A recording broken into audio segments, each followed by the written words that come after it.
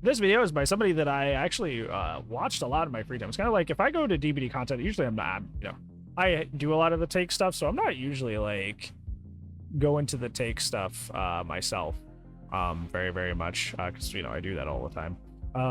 Usually I'm looking for just like fun facts about like, DBD and stuff like that, which brought me to Midskull for a lot of videos, which we're very thankful to have them too. But AZHYMOV'S is another one of those channels that I really, really appreciate for just looking at little fun facts about DBD and DBD history and that sort of thing. And I've watched them for a really, really long time. So now, remember, make sure you hit that link that just showed up in the chat. If you're on YouTube, it'll be down in the description below. This video in specific is talking about 13 more laughably bad perks from Dead by Daylight's history. So what perks are just awful that is in DBD history. So, yeah. Today we're discussing some of the worst perks from Dead by Daylight history. Shadowborn used to give quite a strange downside. It currently gives an extra 15 degrees to your FOV. Prior to 1.8.3 in its original 1.0.0 state, it gave you the same 15 degrees extra FOV, but also applied some odd debuffs. Your vision was 20% clearer. Where? I assumed this meant that your screen became 20% brighter, because Lightborn did the opposite and darkened your screen by 20% back Why? in 1.0.0. The big downside of this perk versus I think like just like when I talk about when I'm talking about Dredge's Nightfall is like it's cool they have the effect of, oh, this character in the experience of the game, like from an immersion perspective, is supposed to be affecting my eyesight. But like you don't want your real life outside of the game eyesight to be actually like straining or having issues. You don't want to be personally afflicted in real life while you're trying to be immersed in the game. That's not it. version was that you would get blinded 50% faster and would receive a huge 75% extra duration to recover from flashlight blinds.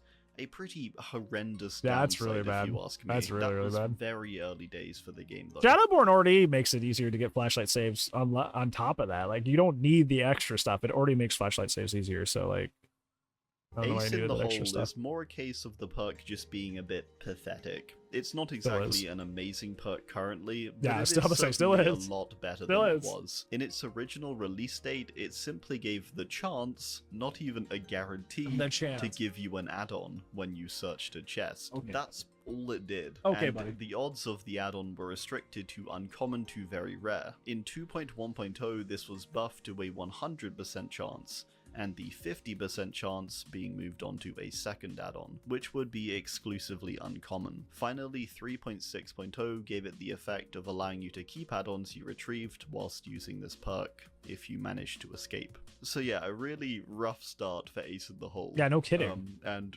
rising to what is now not even that good still. Blood Pact upon release was shockingly bad. Again, not exactly a standout perk nowadays, still isn't, but yeah. it used to be even worse. Original Blood Pact gave the same effect as it does currently of a 7% boost to movement speed after healing or being healed by the obsession. However, instead of remaining indefinitely, as long as you keep within 16 meters of them, it simply lasted just 10 seconds. This was a big problem with the Pyramid Head release, like, perks, and the perks that kind of came out around that era, was that, like, that whole year, perks just had, like, a lot of, what would be the word? The sweeping word. Perks had a lot of drawbacks. Perks had a lot of drawbacks.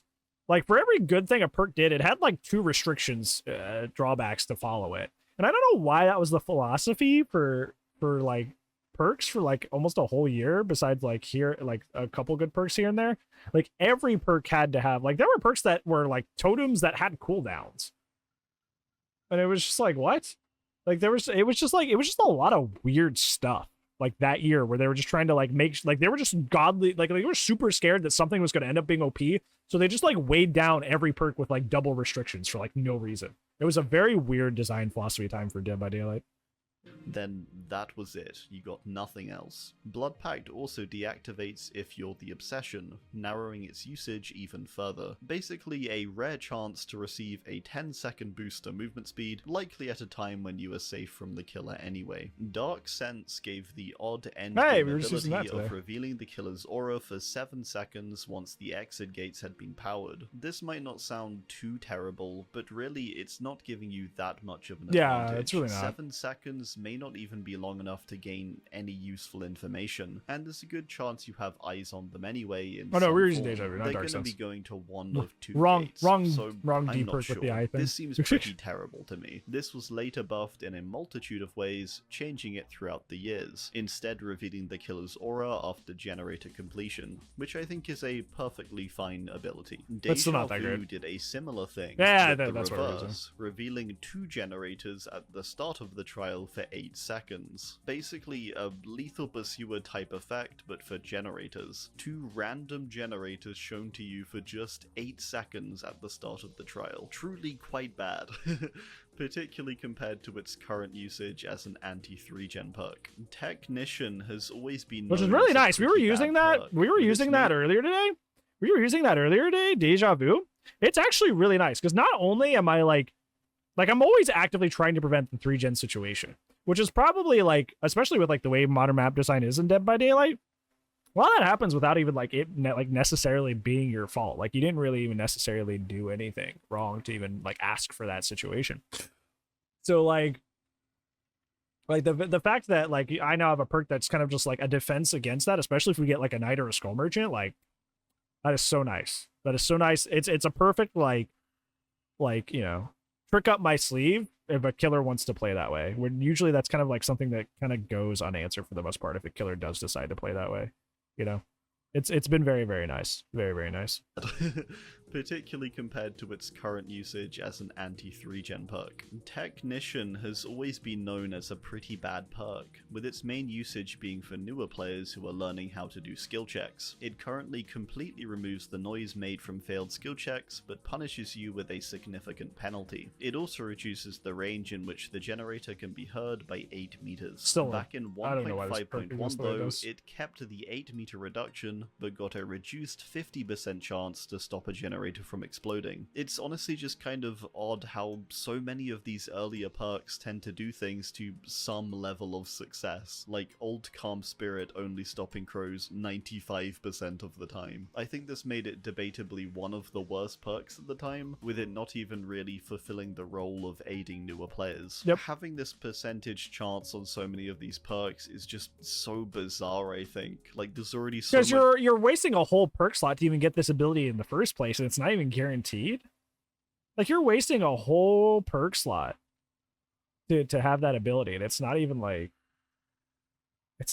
a guarantee. Like ugh. RNG in the game, but back then there was even more RNG even in your perks a lot of the time. So I'm really glad they've decided to remove most of those. No One Left Behind is a perk. Back in 1.0, this perk was much worse, fairly similar to its current state, just with a much lower percentage increase to healing and unhooking, Which isn't at worth a whole just perk slot. It 15% was worth a whole compared perk to slot. the current 50%. However, it received an odd amount of nerfs and changes despite it already being very niche. In 1.0.2, it received a 3% reduction to its action speed bonus to healing and unhooking. Bear in mind, this perk is only active when the exit gates are powered. In 3.4.0, it was altered to not activate when the gates were powered, but instead when a gate had been opened. It did receive a bonus of revealing all survivor auras when Why were this they so happened, afraid of this? but I mean, when an exit gate has been opened... Realistically, there's already so little in the way of like survivor endgame perks. Like you can run endgame builds on killer until the cows come home, but there's not really a whole lot in the way of like survivor endgame stuff. So why be even harsher on that? Like I just don't get it. Is quite a big nerf to an already niche perk, with survivors often choosing to 19. That's a big gamble. That's a huge gamble. Like a lot of games, especially nowadays, it's back in the day, but like, you know what I'm saying? Like a lot of games don't even make it to end game. So essentially, if a game never makes it to end game, those are dead perk slots. If you're running Addy Hope and No One Left Behind and the game doesn't make it to end game, you played a 1 perk Andy the entire match. Right? That is a built-in risk. Endgame perks are reward for like, you know, making it to endgame as survivor, which means you did something right. You know, like that just seems weird to be restrictive about that. And gates, this makes this perk quite trivial, and might gain you a few seconds in most games where it even takes action. In fact, it might even be a detriment in most games, with it encouraging you to open the gate sooner to get the buffs, and potentially leading to deaths by the endgame collapse, or possible activations of perks like Blood Warden. Bizarre change in my opinion, and I'm really glad they kinda reverted it back. Open-handed and Plunderer's Instinct I wanted to roll together somewhat. These two are kind of another product of their time kind of thing. They both have quite pitiful effects by today's standards. Open-handed currently provides greatly extended aura reading for your whole Which still team. isn't that it acts crazy. as a blanket buff. It's Even nice, with but just it's like not one that crazy. person running it, it extends all auras by 16 meters, making it actually quite strong with perks like Kindred, for example. Not The much. original 1.3.1 version, however, simply gave an 8-meter extension to reading range, and only applied to you, which, let's be honest, is pretty terrible. The original version, unlike the 1.5.2 version when it got buffed, also couldn't be stacked in any form, which the later version did implement. Okay. Plunderer's Instinct in its 1.0.0 state was simply a chest locator tool, revealing chest auras in a 64-meter range. The big drawback though really, and the main draw of the perk in my opinion, is the additional chest odds or luck, which you didn't get with the original version. With most people knowing or being able to stumble across the path of a chest, this perk seems especially bad. It kind of feels like it has a trivial effect and would be a you don't even use this perk unless like you have a like an unlocked chest challenge. Like that's the only time you ever see plunderers like on is when somebody's trying to do a challenge. Otherwise you just don't see people use this perk for any reason. bit like revealing locker auras. It doesn't seem like there's much use for that, especially at such a long range. Chests in general are typically huge time sinks too, which doesn't help its case. Surveillance is meant to be a I love surveillance. surveillance perk. Don't you it talk does crap. this currently by letting you monitor gens you've kicked, seeing an aura change if they're touched. It also gives you a longer range for generator noise, extending it by 8 meters. Back in 1.9.0 though, the effect was entirely different, instead providing a highlighted aura for 16 seconds after kicking a generator. This is a really short time to be honest. You first have to apply the regression, then leave the area, and by then you're getting maybe 8 or so seconds of actually monitoring the generator before the perk goes away. It really seems quite pitiful, especially compared to the current effects. Yeah, and it's still not that great. You still have to pair a lot of passive slowdown, like Pain Res and Jolt, to even get surveillance, like to be feeding you off. I mean, once you have that, it's really great. It's really, really great. But like, it still takes a lot to get even that perk going. So, yeah. Gearhead has had a rough time through the years, and has basically never been good. Its original release date, it had the activation requirement of 2 basic attacks. It would then last 30 seconds and highlight generators in yellow if they were being worked on, but only after a survivor hit a good skill check. This made it very inconsistent, and debatably the worst generator monitoring perk in the game. In its 5.5.0 rework, it altered to activate whenever a survivor lost a health state. It activated for 10 seconds and would reveal survivor auras whenever they hit a great skill check. This trivialized it a lot, having such a narrow activation window, but also now just highlighting the survivor. I believe it did work on heals too though.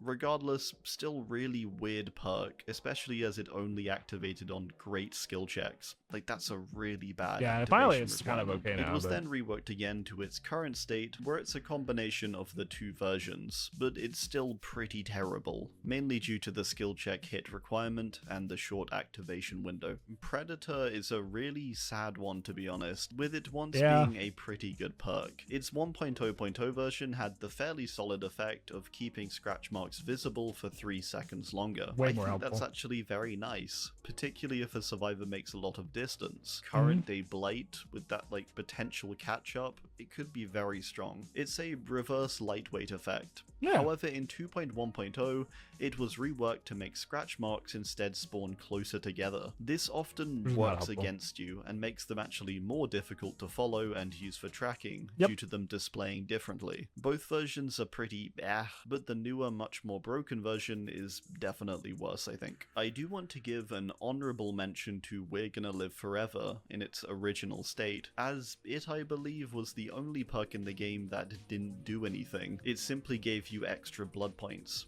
But in terms of gameplay strength, it did literally nothing. Yeah, Debatable, it's kind of though, on funny. that one.